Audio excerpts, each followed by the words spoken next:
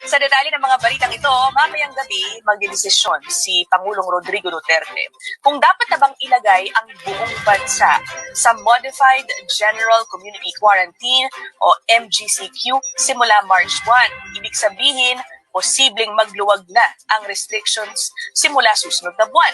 Sa cabinet meeting ito ay inaasahang i-anunsyo ng Pangulo. Na nagkasundo na yung IATF na nagrekomenda sa ating presidente na magkaroon na ng MGCQ sa buong Pilipinas at ang mga alkalde sa Metro Manila.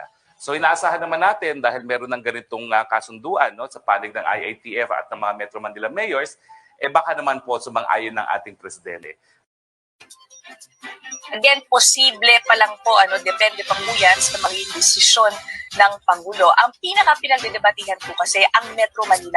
Pangamba kasi ng mga eksperto, baka biglang tumaas na naman ang bilang ng mga kaso ng COVID-19 kung magluwag ang restrictions at magbukas muli ang ilang mga negosyo. Kahit na sinabi ni Presidential Spokesman Harry Roque na nagkasundo ang mga mayor at ang Interagency Task Force o IATF sa rekomendasyong ilagay ang buong bansa sa MGCQ, halos hati ang naging botohan ng mga mayor tungkol dito. Sa kanilang meeting noong nakaraang linggo, 9 out of 17 mayors ang sumang-ayon sa MGCQ, ibig sabihin 8 ang hindi sumang-ayon o ayaw pang magluwag ng mga restriction.